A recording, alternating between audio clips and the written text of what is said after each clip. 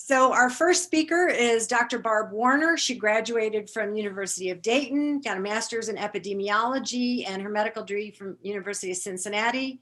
She remained in Cincinnati for fellowship and was on faculty, and then she moved to Washington University School of Medicine in 2007, where she is now the F. Sessions Cole Chair in Newborn Medicine and is the Division Chief of Newborn Medicine. And her research interests focus on the role of gut microbiome in infant health and disease and is funded through NIH.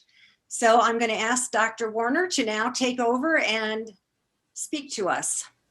Well, thanks for having me. So, in the bio, I do want to say that the year was 1992, and I'm quite proud of the wrinkles and the now covered gray hair that I have achieved since that time.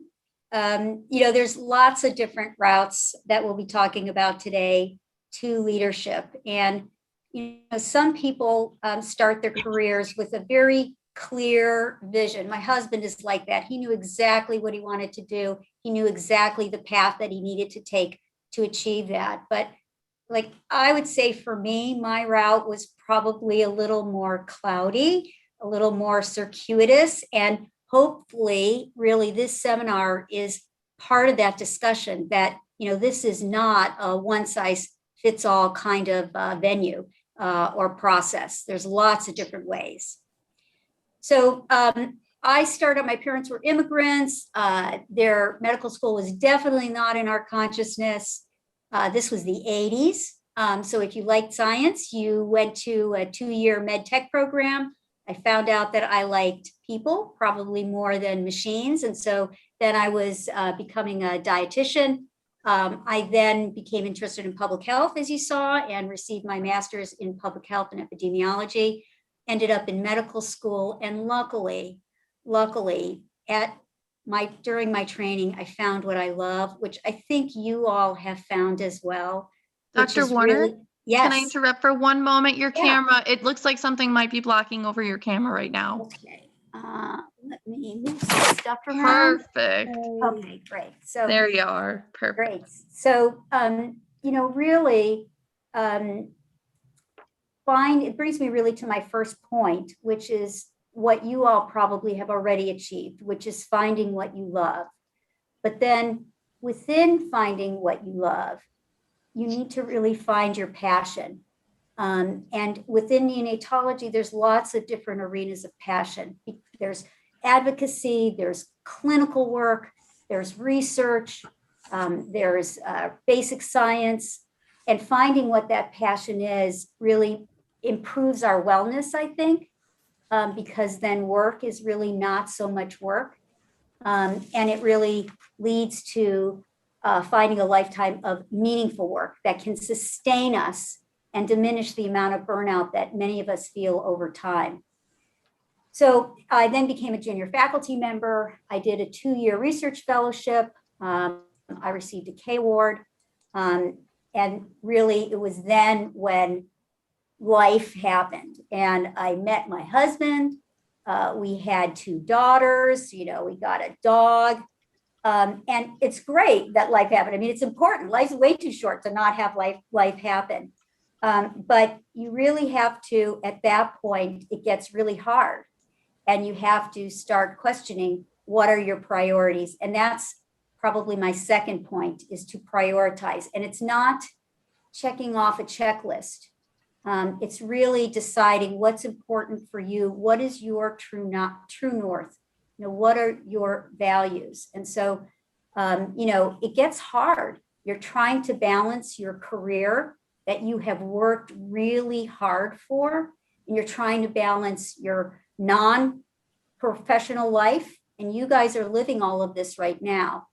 So for me, my husband was starting his career. He had a research lab that was going. I was starting my career at a research lab that I was going, and it got really hard. And we had to go into counseling for a couple of years and try. It was that really made me say, okay, what are my priorities? What are the things that I really love to do? And what can I do now? Within the realm of things that I can do. I have some control over some areas and don't have control over others. And so that helped me to prioritize what choices I made. And I had to make some really hard choices.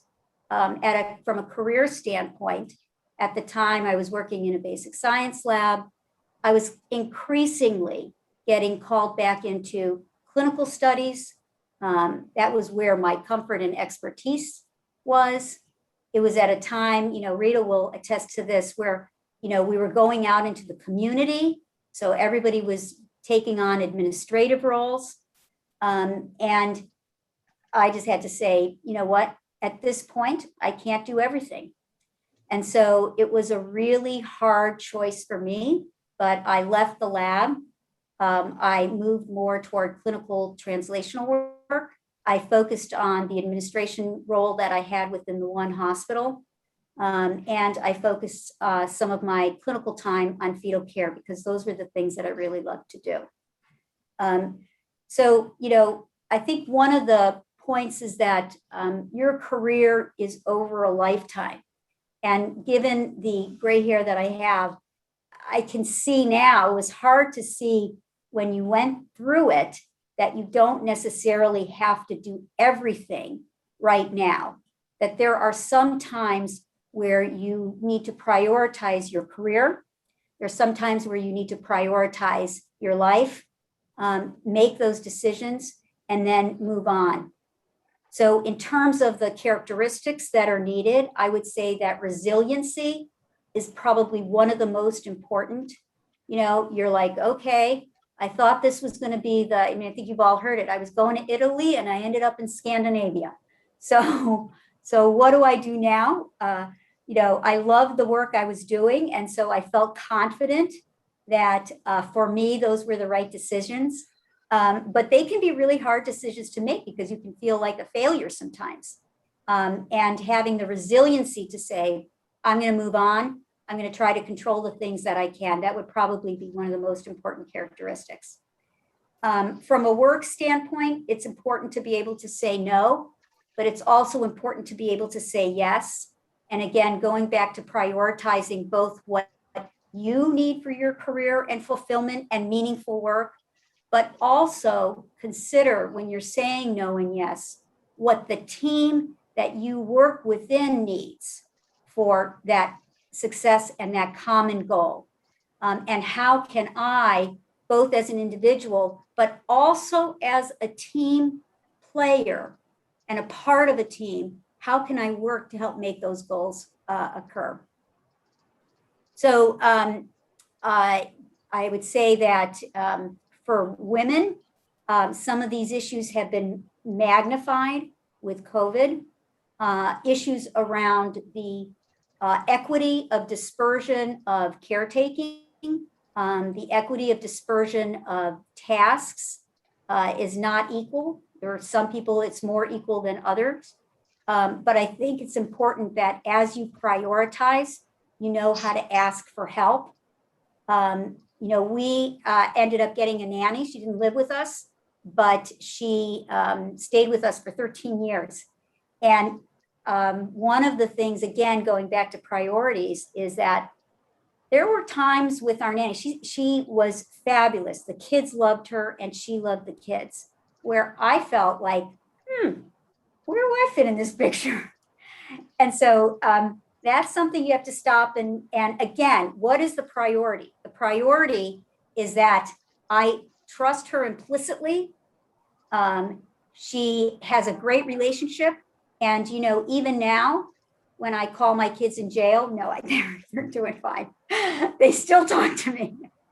But, it was part of prioritizing and also letting go. There was a lot of stuff that probably would have happened that other people may not have been able to, keep her on, but I just had to let it go. And the same was for work. I can't do a basic science lab and a clinical research and do administrative work, not at this point in my life.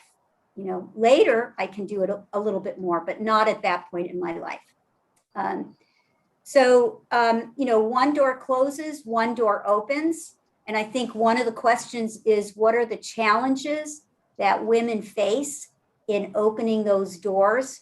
There are external challenges, but there are also internal challenges. Some of the external challenges relate to phenotypes, whether it's the color of your skin, whether it's your size, whether it's how you speak, whether it's where you lived. All those still continue to be barriers. I remember I came into a meeting and I came with one of my colleagues who just happened to come along with, but was very tall and kind of an imposing figure. And everybody, I mean, they looked at him, which of course you would probably look at him, but then they gave him the chair at the head of the table. And I was like, me? Hello? I'm the one you're supposed to be talking with. I'm the one with the expertise. So how do I deal with some of those external issues? I really try and stay professional and demonstrate my expertise in the work that I do. And eventually, I think that does overcome many of those barriers, not always, not always. The other barrier is if you are you're very adamant and strong in your view. For our male counterparts, that's often seen as a sign of strength and power and leadership.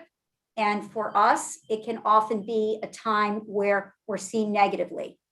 And so I think, again, taking a professional approach to that, remaining above that kind of issues, and demonstrating your expertise with what you know. I would say that probably, at least for me, the bigger barriers were internal. So very often we are not necessarily messaged. I think it's improving, but we're not messaged to be strong, to take hold of the reins. And so we have these voices in our heads. I have these voices all the time. It's this imposter syndrome. Like, I can't do this. I don't have the expertise to do this. I think that is much more in women than it is in men. I haven't talked a lot about it with my male counterparts, so I'm sure it exists. Even my husband, we talk about this all the time, but I do think it's a bigger challenge for women than it is for men. And so how do I deal with that? I deal with that even now. And I just say, okay, that's one of the voices in my head. And I am going to move on. And I very often have to tell myself repeatedly that. And I'm doing, I try to remind myself of the work that I've done that can demonstrate that, what, I can do this. So it's important to give yourself credit when you, both internally as well as externally, when you have made an accomplishment. The other help, I think, is mentorship. Mentorship is so key, and mentorship comes in many different forms.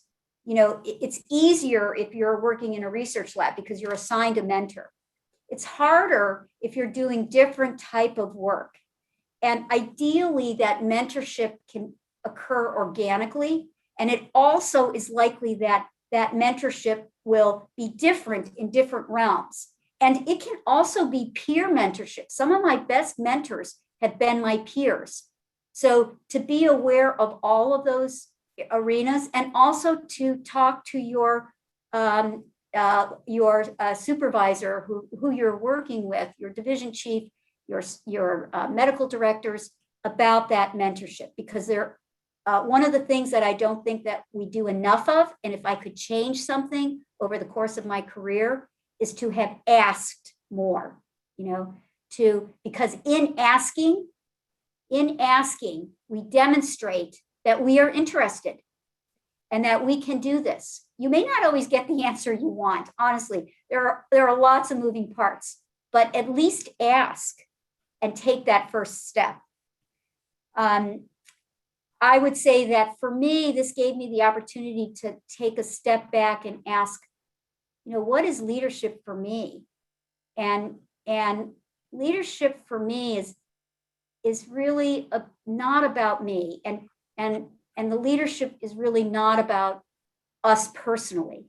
It's really about the opportunity to support and elevate other people around us to be able to obtain the skills and to be able to do the work that is a common goal that we all have, and that it's your team that's going to do the work. You know, the outcome is common, and you get to, as a leader, you get to help prioritize that common goal and that outcome. But really, your role is not about you. It is not about you. It is about the people that you can help support and advance. And so asking me what's the best thing about leadership, the best thing about leadership is the people that I work with. And a terrific faculty and a terrific staff. It's not only the faculty, it's also the staff, and to be cognizant of the members who are part of that team.